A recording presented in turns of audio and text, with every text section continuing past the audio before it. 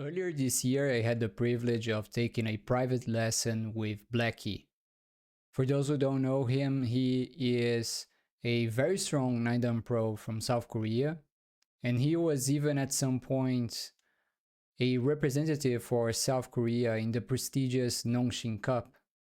Nowadays, he manages his international Go school alongside Dia, who's also a professional in Korea. And to me, his strong point, the thing that impresses me the most, is his very instinctive and sharp shape, feel, or analysis.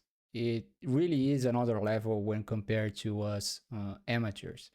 He has helped countless foreigners to improve at this game, and many of which are pros in Europe and the US or the North America as well. But anyways, what I wanted to show you in this video is how he attacked my group here, this group. Firstly, I followed up with the best move in the area, which is this other Keima, to keep on attacking his A group.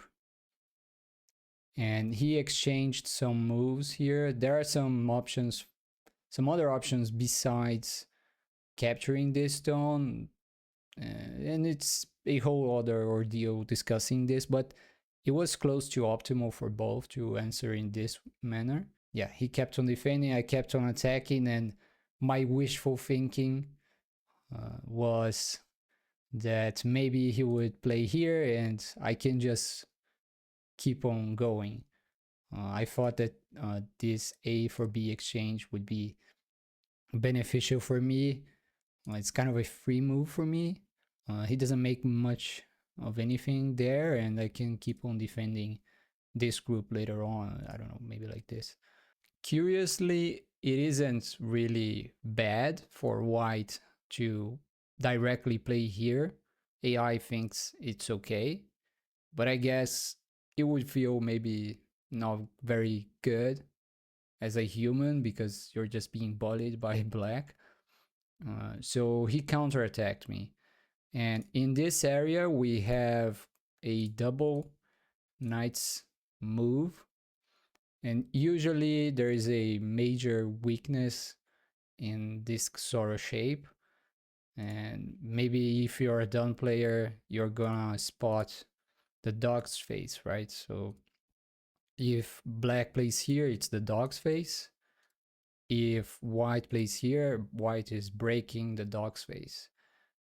And it kind of points out the weaknesses around A and B for white to cut later on. So if black doesn't protect, maybe white can cut like this. It depends on the ladder.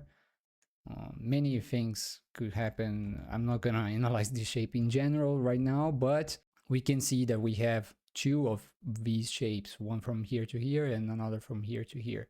So where is the obvious move? The obvious move would be to break the dog's face, the double dog's face here in the middle. But that's not what he played. Maybe this is too obvious for me to create a video on it. What he played was more surprising to me, which was this move. It's only slightly better according to AI. This one would be fine. It's a good move.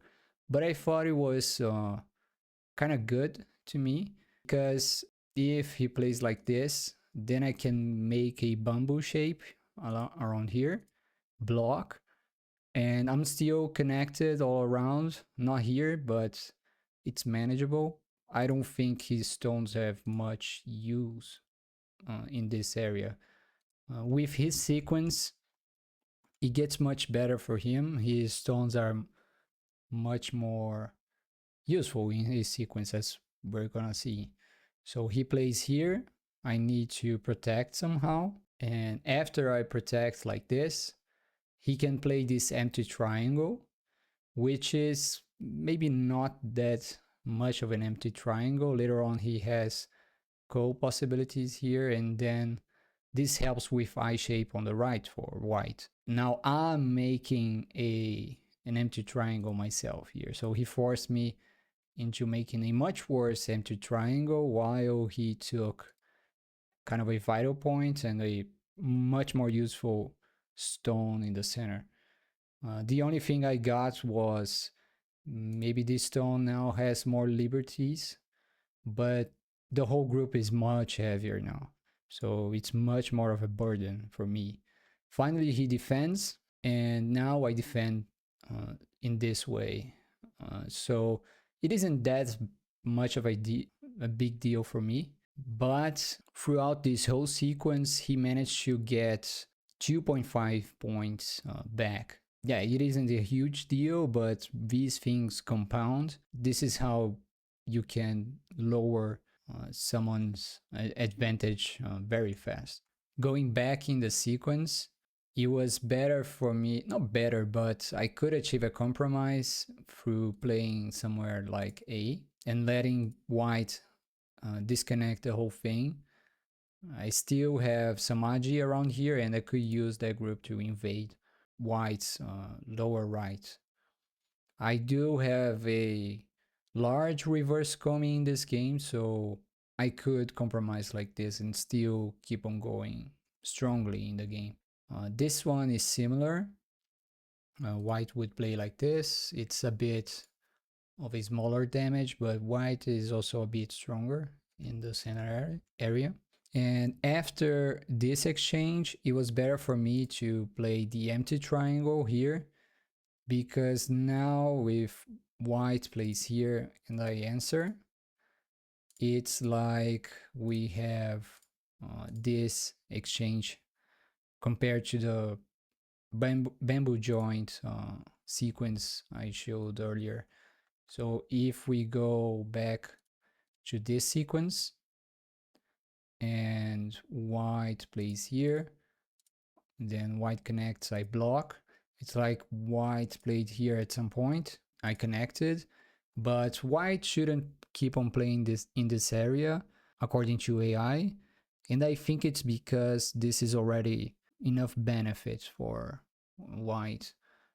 If white plays somewhere else, then when black plays here, which is thick locally, white shouldn't bother that much because there's still bigger profit elsewhere. I mean, white should play here immediately somehow, but I'm just talking about the center here. Well, I think that's it for this sequence. So in general, when we have just a single Keima, we can play here to break the dog's face. When we have a double Keima, we can play here to break the double dog's face.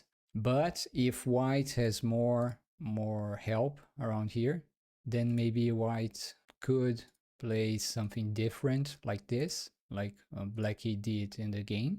Now I have to protect, and in the game it's like white has some more stones like this. It's easier for white to make more profit happen with A and B perhaps. Anyways, that's it for this video. It's something I had never seen. I had never seen this attack as something of a technique.